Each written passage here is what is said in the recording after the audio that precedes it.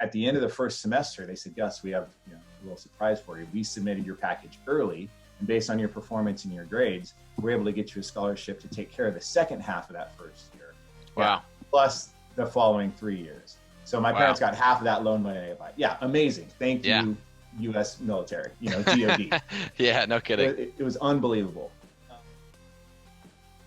Welcome to episode 10 of the Military Bottom Line podcast, where we help you make the most out of your military contract. Are you currently trying to figure out how you're going to pay for college?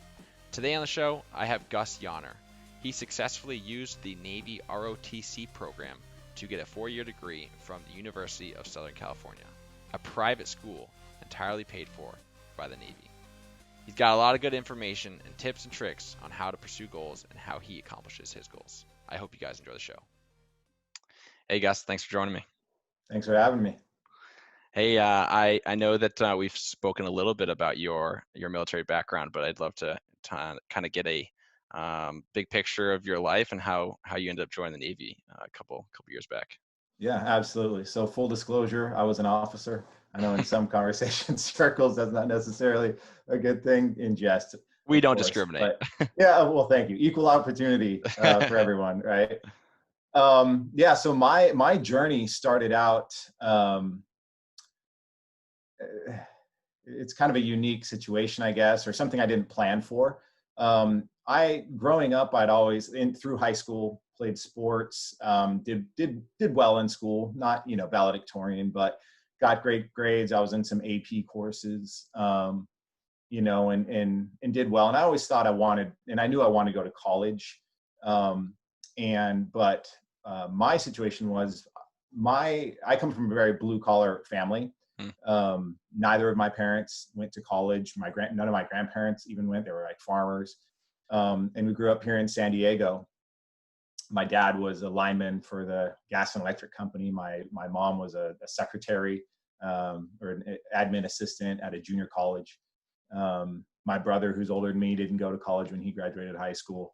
So we didn't really know. We didn't have a plan of how to get Gus to college, right? Yeah. But I knew I wanted to go. Grades were good. I knew I've always been ambitious and wanted to, see the world and get out there and see what I can accomplish. I didn't know what that was going to be or how I was going to do it. So at the end of high school, when I graduated, before my senior year, I talked to my parents about going to college, and my mom was like, Gus, I work at a junior college. There's no reason to, you don't have to go to a 4-year. It'd be nice, but it's super expensive. And you don't have the money for that. So I agreed. I played soccer. I was varsity 4-year at San Marcos High School. Palomar College was the local college where my mom worked, the junior college. They had a good soccer team. So I was like, okay, that's cool. I'll just go play soccer at Palomar and see where things take us, right? So did that. And when I graduated high school, I did have some friends that went on to college right away. And they went up to USC in particular, some really close friends. So during that first semester, kind of early summer part of junior college, I was going up on weekends to visit my buddies at USC. And I was like, that was the first time I'd ever experienced a 4-year university, and like, wow, this is a beautiful campus and all of that. Well, immediately I was like, I want to go here.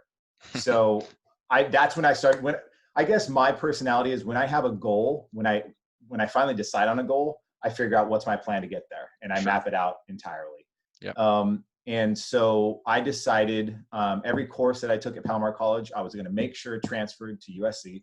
So I sat down with the counselor, went through the books. They actually had binders back then. This is back in the 90s. It's like, what school do you want to go to? Okay, hold on. Let me pull that binder. Boom. And then there was a 1-for-1 of, okay, I know I want to do engineering because I didn't want to do English and math and art and all that sort of stuff. I'm more of an analytical kind of guy.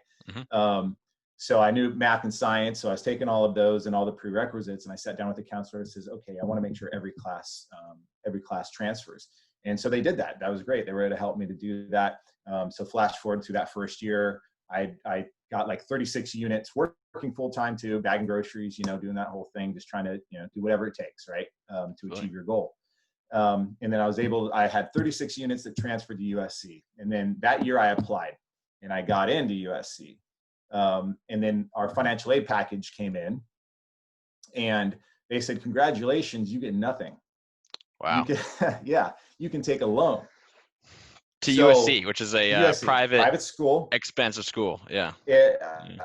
like 40 grand a year or something like that. I think all in, including living expenses. Mm-hmm. And I was like excited, Mom, look, I got into USC. And they're saying we have to take a loan. I'm like, no way. Like together we make maybe $65,000 a year. My parents like, there's no way we can afford that. Mm-hmm. And I'm like, come on, there's got to be a way. So I, on my own, said, all right, I went up to USC. I sat down with the counselors. I talked to my friends. All right, who do we need to talk to? And then kind of figured out a game plan. All right, let's bring the parents up there. So my parents divorced when I was young. So I had four parents, stepmom and a stepdad. We did everything together, all my sports, all that. So we all went up to USC. And we talked to the counselors, and everyone's saying, no, sorry, maybe a few $100 in grants or something like that. And then one of the counselors said, well, what about the military? I was like, I never thought of that. But in fact, so my dad was an enlisted Marine. He was in Vietnam from 66 to 68. Great experience, but it was a rough experience for him, especially when he got back, which is a whole nother topic of conversation back in the 60s. But, so it kind of, my grandfather was in World War II. So there was some, tradition of the Yohner family being in the military. I just honestly didn't think it was going to be me. For sure. And so we approached the different branches. So there's essentially three, because Navy and Marine Corps were one branch of ROTC. They're all in the same building at USC, and there were different offices. So the first office I went to was the Army office. Right? It's the first one, right when I know, okay, let's walk in here, see what's up. Just completely out of the blue. Hey, I'm looking for a way to pay for school. Can you guys help me? Army's like, oh, we can give you like a 15% scholarship. I'm like, work. So move on down to the next office, to the Air Force. Guys, but yeah, we have a great RTC program. If you do really well, we can get you a 50% scholarship. I'm like, not good enough. So I went down to the last office, in the Navy office, and I remember this to this day.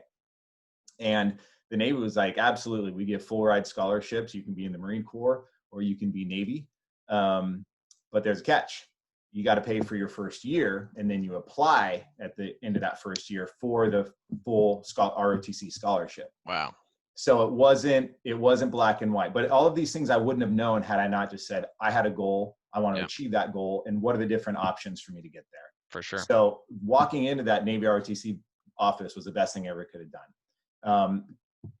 Of course, I wasn't expecting, they wouldn't give anybody a scholarship for just walking into the office. You got to earn it. Like everything in life, you have to earn it. Absolutely. So my parents were very reticent about, gosh, that's still a lot of money.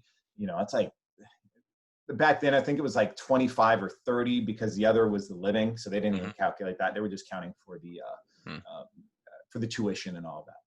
And to be honest, my stepfather was the one that said, you know what, I think Gus can do it. So let's do it. Let's take the risk. My mom and dad and my stepmom were both like, oh, I don't know. It seems too risky. My stepdad stood up, and awesome guy. Unfortunately, we lost him back in 2014. But yeah, he was an unbelievable guy. My stepdad for like 30 years. Anyway, they took a chance on me.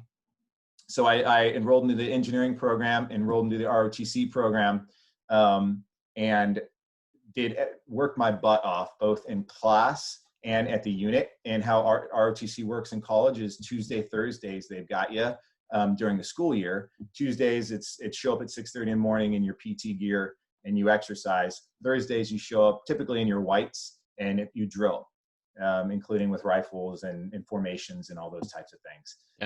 And then you take classes throughout the semester. So I was fully engaged in that program for the first semester, fully expecting it's going to take a whole year till I hear back.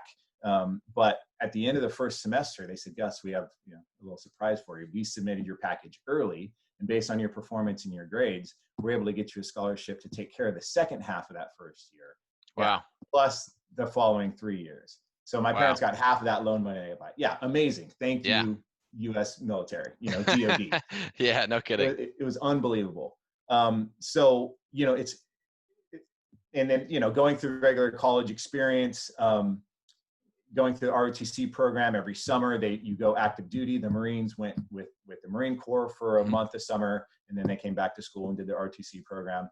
And then we went with the Navy each summer. And then the day I graduated college is the day I was commissioned as an officer, as an ensign in the United States. Cool. Yeah. And we have the ROTC program. There's really, that is my story for how that it worked for me. But I'm sure there was a MECEP program where Marine Corps enlisted folks could decide, hey, that's the route I want to take. I guess the point that I'm getting at is you don't have to have that path set in stone. You just kind of need to have your big picture goals there. Absolutely. Figure out what your options are, and don't let anyone tell you that you can't do something that you want to do. Absolutely. You know? I mean, there are so many avenues really to any goal that you come up with. There are multiple avenues to achieve that goal. So if you're trying to use the military to obtain a bachelor's degree, you can do it before your contract, during your contract, or after your contract. Right. There are, and within those three options, there's yet more options. So yeah, absolutely. And my goal was at the time, I really did not have a goal to be in the military, but the opportunity that it gave me, and especially coming from a lower middle class income level household, to be able to go to a school like that opens up so many doors. And then when I went through that experience, I was a division officer on a ship. The way that program works, if you can become a pilot, you can become a SEAL, you can be a submariner, or you can be what they call a SWO, the Surface Warfare Officer, right? And they have them on amphibs too that drive the Marines around. I was on destroyers, and we were shooting missiles out of the VIA vertical launch systems. Yeah. And so that program is division officer, just like your platoon commander, whoever your captain is, lieutenant, that sort of thing, 4-year program in 2 different ships, kind of a learning development program. And then at that end of that 4 years, that's when you commit. Do I want to go to shore duty and take what we would call the department head route, where you become in charge of multiple divisions in the Navy, they call them divisions. And I decided to get out and go on to grad school, get my MBA, rather than stay in. And that's where your contract ended. So that was what, 4-year obligation? Yeah, a little bit more, because they sent me to some extra schools, Aegis radar system, anti-air warfare training, sitting in combat, where you're talking to the aircraft and in during general quarters and that sort of thing. So depending on the schools, I owed them a little bit more. It's closer to 5, but your full commitment on the front end is 4 years. Yeah. I'm also curious. So you were civil engineering? What's it? Civil engineering undergrad. Yeah. I feel like a lot of people would kind of look down, like, oh man, I have this obligation after undergrad. I have to go do this military thing.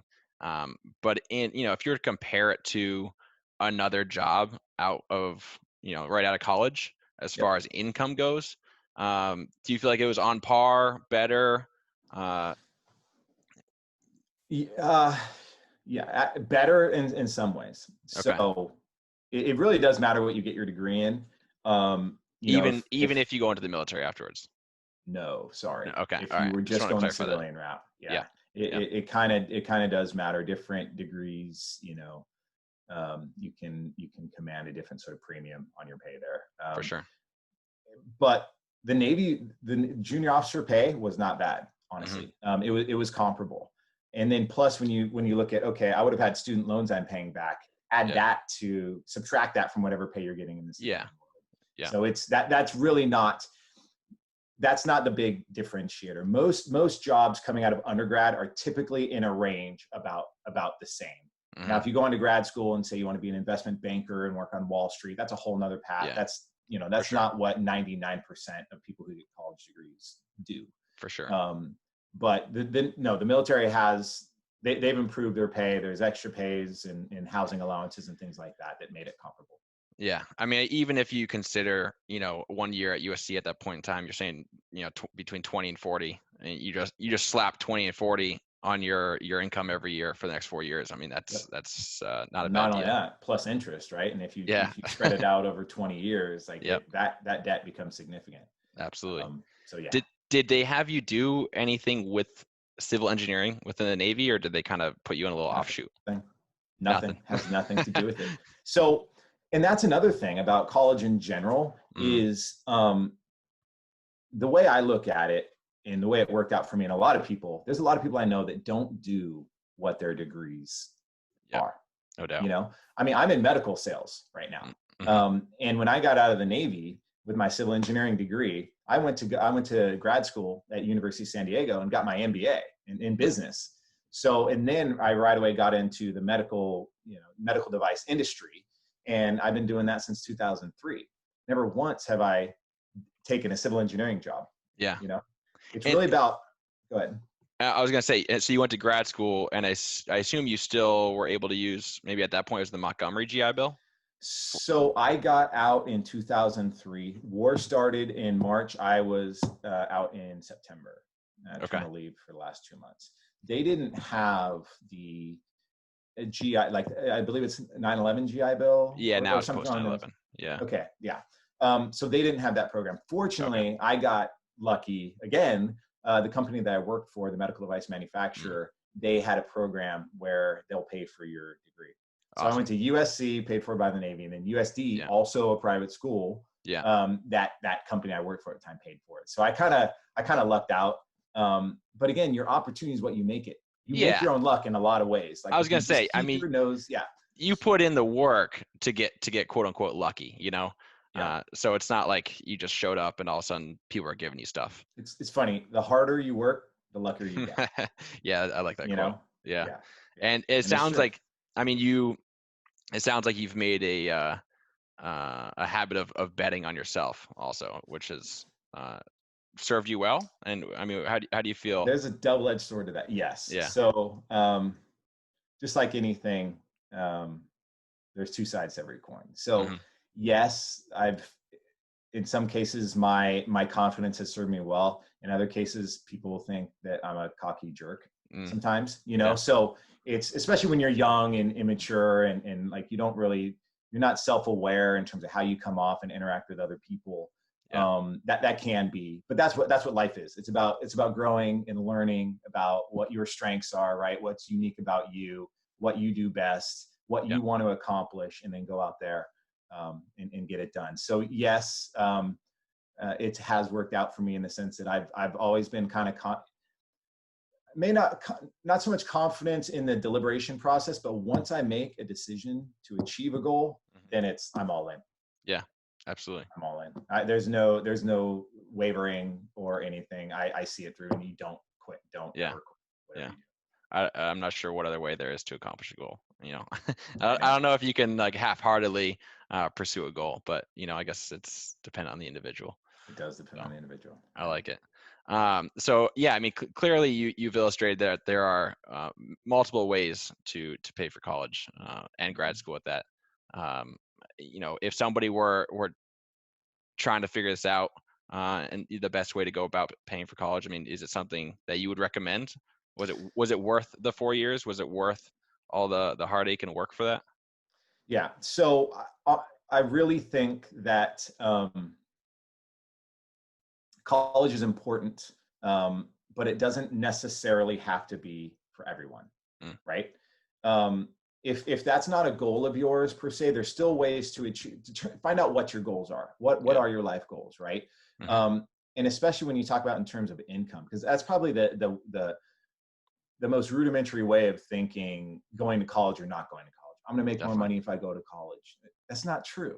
That's absolutely not true. You start looking at some vocational type of technical skilled jobs of welders and electricians and things like that, becoming general contractors. Like, you don't have to go to college, right, to be successful. You just have to work hard. You have to have an idea of what you want your life to turn out like at the end of the day, and then put yourself in the position to, and this is also part of my story, is I never knew exactly what I wanted to do, but I wanted to open as many doors for myself as possible. So when the time came, I had options. I'll walk through that door. Engineering degree. I didn't necessarily know I wanted to be an engineer, right? But it's a good analytical kind of a background, foundational educational experience. Naval officer. I don't know if I'm going to do this for 20 years, but let's give it a shot and see what it's like. I want to get an MBA. Why? Do you want to go work on Wall Street? No, I just think it would round out my offering to potential employers, right? So engineering, business, naval officer, like nothing in that is a predictable path. It's just because you don't know what you want to do doesn't mean you don't act, and you don't do things that are constructive for you and set yourself up to, when the time comes, you're going to have multiple employers and people calling you to come work for them because you've got a broad experience. I love and it. you haven't pigeonholed yourself or allowed yourself to be pigeonholed in a certain area or a certain Yeah. path. The analogy I think of a lot is it's easier to steer a moving train than it is a train that's standing still. So, you know, everybody's just trying to figure it out as we go. And Yep. those that are willing to move forward, even if it's not in, the quote unquote right direction, they're still moving forward and they're still moving. And The right, what you think is the right direction. yeah, quote unquote the right direction. Yeah. Yeah. Uh, God has the direction. God has the roadmap, man. Amen. Honestly. Yeah. That's the reason I'm where I'm at today, is not because Gus is great and Gus has done all these great things. Yeah. It's because every time that I thought, when I didn't get something that I thought I wanted, it's in God's hands. He's got the master plan and it's worked out. Amen. Just keep working hard, keep moving forward, keep it, in any context, right? Say unemployment's really bad right now. Take any job that you can get. Yeah. Just keep moving yourself forward, keep progressing. And the military is a great foundation for that. Great lessons that the military teaches you in that regard as well. In addition to professionalism, right? Responsibility and leadership, all of these things, it's a small fraction of any of our peer group actually joins the military. Yeah. Whether you join as an officer or join as enlisted, you're still building upon the same foundation. Look, I had to salute people too. I had to salute officers and call them sir that were senior to me. Yeah. So it doesn't matter. That's just the social framework of the military, of enlisted versus officer. But we all had to go through that experience of, there's an authority and UCMJ says there's that authority, so I'm going to follow it. Right. Yeah. And so that's why the whole officer, especially when you get out in our positions right now, we're out of the military and we're in the professional world and all that.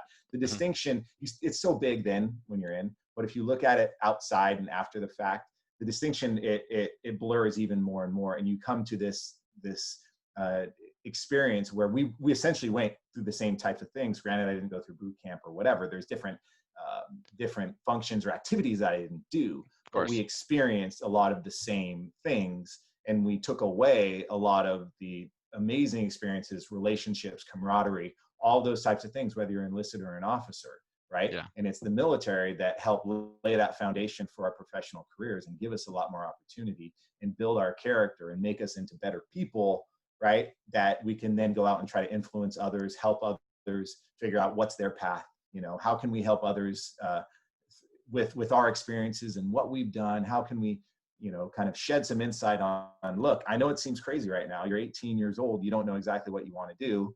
But there's lots of different ways that you can do it. And the military is a great way to do it, and understanding all your options once you're in the military. So, I hope this is a useful conversation for you with what you're, oh man, you've thrown out a lot of good info, a lot of inspiration. So I'm really hoping that a lot of people will benefit from hearing you talk about your experience. I know you got some stuff to do, so I want to kind of wrap it up with what I'm calling the bottom line here. And what for those that you've successfully joined, successfully accomplished 5 years, and have done well for yourself following your military career. If you were to kind of wrap up in a couple of sentences, like what is the bottom line? What can you tell somebody in order to be successful throughout this time period? How would you wrap that up into advice for somebody? Who's my audience that I someone in high school, I guess somebody just graduating high school trying to figure out what the next step is. Yeah. Okay, obviously it's in the context of the military. It's such a great opportunity for folks. You really need to whatever path you take, it's going to be difficult. Life is difficult. But the harder you work, the luckier you get. If you don't want to go to college, if you don't see that as a career, that's fine. That's totally fine. If you do want to go to college, but you're thinking, how am I going to pay for it? I think enlisted might be the easiest way. Think through all of your options before you make a decision. There's absolutely nothing wrong with enlisting. It's fantastic. And there's nothing wrong with being an officer either, Yeah. depending on who you ask. But, be prepared to work hard. Think through all of your options. Talk to as many people as you possibly can. Network. Really get a good picture of what your options are. Define kind of where, in what general direction you want your life to go. If you feel like I've got strong leadership, and I was really good at school, but my parents, they didn't go to college, so I don't know who to ask. My counselor's not very much help. No one's really telling me how to get there. This conversation that we're having is what I'm hoping sheds a little light for some of the folks that may be in that position of, yeah, absolutely college, but should I do the GI Bill first, or are there other ways to do it? How can I pay for it, and that sort of thing. Yeah, absolutely. I think you said it really well earlier, that you have a goal and you lay out a map and find out the best ways to get there. And I think having the goal is obviously a good place to start, and knowing where you want to end up is helpful. So keep in mind, goals change too. Be flexible. Also true.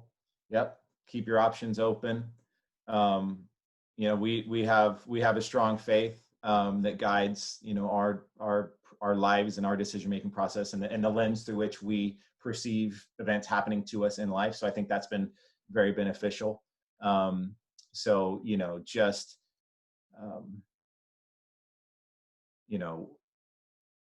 It's not about the things that happen to you in life. It's about how you respond to those things and what you do. You're never stuck. You're never stuck in a position. You really can. You can make your own way in life with hard work, a little bit of luck.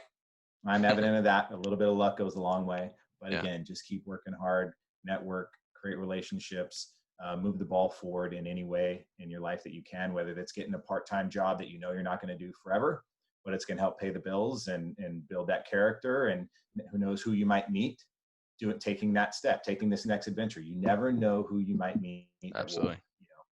That will build a bridge and a relationship for you to call upon afterwards. So don't ever just sit on your station.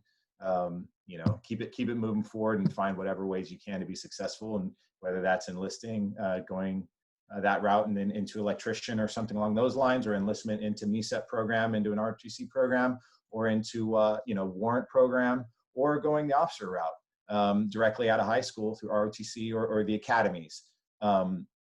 It's not a bad option. There are no bad options there. Anyone that you take, it will be a life builder for you.